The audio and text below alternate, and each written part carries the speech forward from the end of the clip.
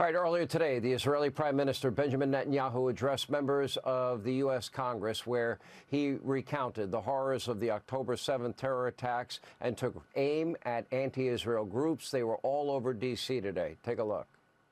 I have a message for these protesters.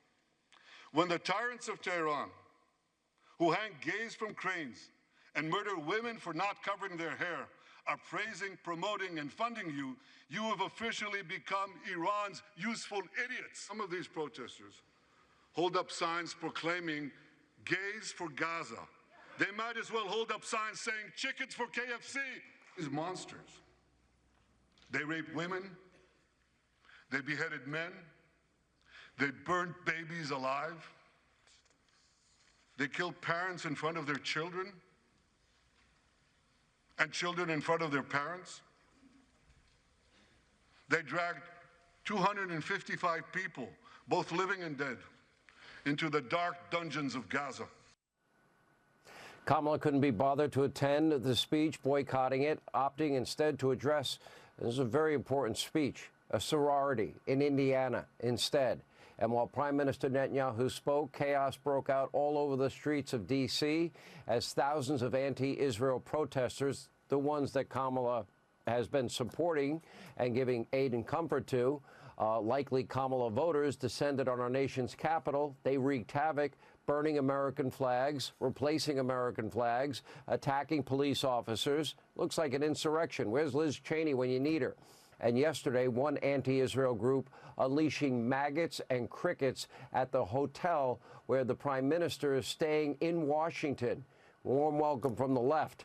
And meanwhile, as Kamala's running mate search continues, some are warning the Pennsylvania governor Josh Shapiro's Jewish faith could be a problem for the growing anti-Semitic sentiment of the far left. Even fake news CNN said it yesterday. Here with reaction, Fox News contributor Ari Fleischer, executive director of the Lawfare Project, Brooke Goldstein. Brooke, she decided to boycott. It was done on purpose. She's caving to the radical left in her party. How does this play out? Terribly.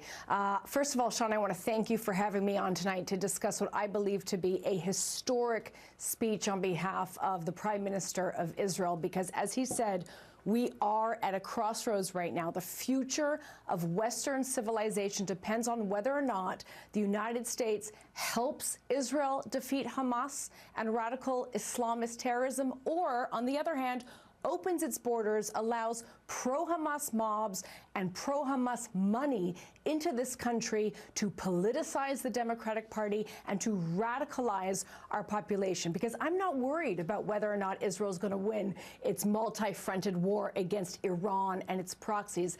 I'm worried about whether the United States is going to win its multi-fronted war against Iran. I'm worried about the fact that the Vice President of the United States, Kamala Harris, running for president, has expressed support for pro-terror mobs that not only tear down and burn American flags, but then hoist up the flag of the Islamic State of Palestine. Her own daughter is a radical activist. I'm worried about the fact that our border, as today was confirmed during the FBI director's testimony by Congressman Gates, that Hamas and Hezbollah have infiltrated our borders to carry out terrorist attacks. This is what concerns me the most. And the smartest thing that Netanyahu said today was that this is not about Israel-Hamas. This is a war, and has always been a war, between Iran and the United States, between civilization and barbarism. And until we stop the radicalization, the hate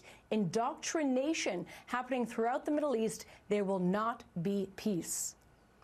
Ari, civilization versus barbarism, Iran's useful idiots. She said this was a boycott. It's beyond disappointing. If I was Josh Shapiro in Pennsylvania, the governor there, I would take myself out of consideration. I would not be a part of this radicalized ticket. I would not be a part of that administration under any circumstances. Yeah, I think there's a distinct possibility whoever gets attached to Kamala Harris is going to lose bigger than Kamala Harris being attached to Joe Biden. I mean, if you look at the instant polls, she's not doing any better than Joe Biden. Now, it's early, but let's see what that pattern holds. But, Sean, on the speech itself, what a tour de force Netanyahu delivered today. from a moral point of Unbelievable. view. When he talked about the land and whose land it is, and he went back 4,000 years to Abraham, Isaac, Jacob, David, King David, Solomon. What a grounding in the ancient, legitimate land that is the Israelis. And then, what happened today in Washington? Joe Biden gives an address to the nation and doesn't say anything to condemn those protests in Washington that were far worse than anything that happened in Charlottesville, the thing that allegedly motivated him. He sat there silent. Where was Kamala Harris today, condemning those protests that, as Brooke pointed out, raised a foreign flag, a Palestinian flag, in Washington, D.C.? They sit there silent. The Democratic Party sits there silent on all issues important to Israel. And this is a fundamental change in the American electorate. Yeah, Josh Shapiro is proudly Zionist. That's why he's going to have a difficult time fitting in the modern-day Democratic National Party. I completely agree. And yeah, these are Iran's useful idiots. It's embarrassing for our country. It is sad. They have no moral clarity. But we had moral clarity in Congress today, and that came from the Prime Minister of Israel. Maybe his finest moment, his finest speech ever. Thank you both.